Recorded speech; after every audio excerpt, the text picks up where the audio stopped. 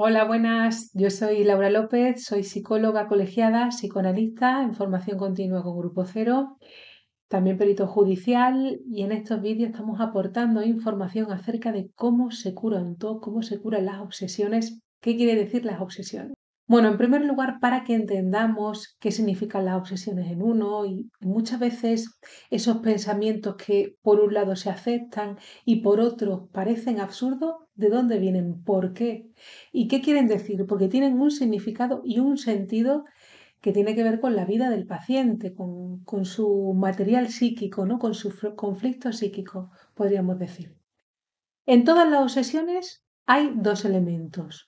Una idea que se le impone a la persona y segundo, un estado emotivo asociado. En las fobias, por ejemplo, para distinguirlo de las obsesiones, el estado emotivo va a ser siempre la angustia. Pero en las obsesiones puede ser la angustia, puede ser también la duda, el remordimiento o la cólera.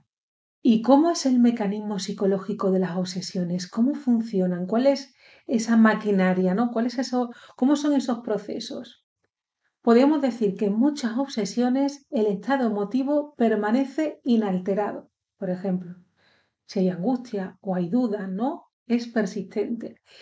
Y varía en cambio la idea a la que está asociado, ¿no? No puede tener dudas por cualquier cosa que se le presente en su día a día, pero lo que es común es que esa duda siempre va a estar presente en una cosa o en otra, pero el eje central es esa duda, o esa angustia, o ese remordimiento, o esa cólera, ¿vale? Por ejemplo, he traído un ejemplo. Una persona que tenía remordimientos de haber robado, de haber fabricado moneda falsa, de haber maltratado a sus hermanas, ¿veis? Ahí siempre está el remordimiento en esa cuestión y en diferentes ideas se va asociando. Entonces, por ejemplo, quien duda, duda de muchas cosas también sucesivamente, no solamente una cosa. Por eso se le dice la enfermedad de la duda, duda de todo, pero en realidad es otra cosa de fondo, ¿no? En otras obsesiones, por ejemplo, permanece fija la idea, hay una idea determinada que está fija, por ejemplo, una chica que tenía un odio incomprensible contra las criadas de su casa. Cambia de persona, pero es fija esa idea, ¿vale? Ahí vemos esos dos tipos de obsesiones. El análisis de los casos muestra que el estado emotivo siempre está justificado. Es decir, claro, que si hay angustia, hay remordimiento, hay duda, siempre va a haber una justificación, que no es a eso que uno dice o que uno cree. Ese afecto corresponde a otra cosa, a otra representación.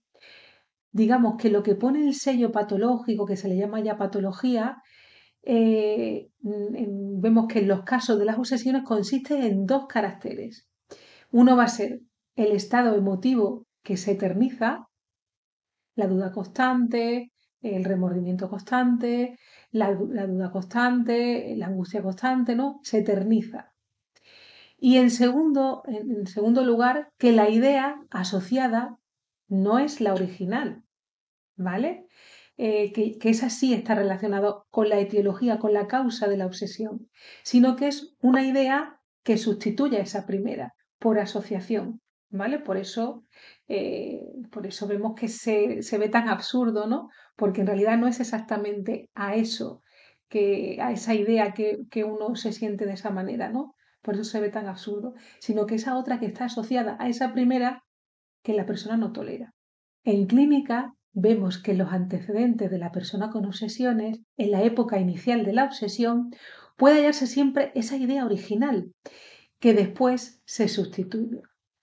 Las ideas que se sustituyen tienen caracteres comunes a esa primera, pero que se corresponden a impresiones de la vida sexual de la persona, ¿no? Esa primera que uno reprime, ¿no? Tiene que ver con la vida sexual de la persona, de la cual pues la persona se ha visto forzada a olvidar, como que algo no tolera y la reprime, ¿no? Es algo que cursa de forma inconsciente. Uno no sabe de eso.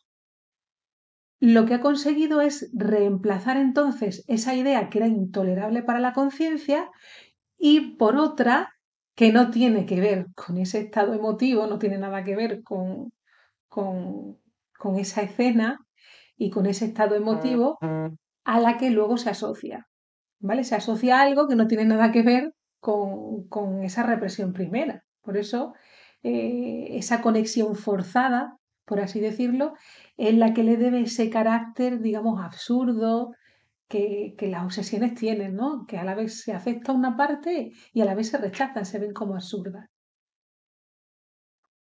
Por ejemplo, había una mujer que tenía obsesión por arrojarse por la ventana, también de ir a sus hijos con cuchillos, con tijeras, ¿no? Claro, en el análisis, en su psicoanálisis, esta mujer se pudo interpretar que estaba insatisfecha en su matrimonio y que se debatía contra los deseos e ideas voluptuosas que surgían en ella cuando veía a otros hombres. ¿Ves? Eso no lo podía tolerar, tener deseos hacia otros hombres. Y ves, eso se reprime y se sustituye en cambio por esa cuestión de arrojarse por la ventana, ¿no? ¿Ves? Como que hay esa segunda escena, esa segunda representación está enlazada en el análisis, se va descubriendo, interpretando que en realidad de fondo está la cuestión de esos deseos que esa persona no podía tolerar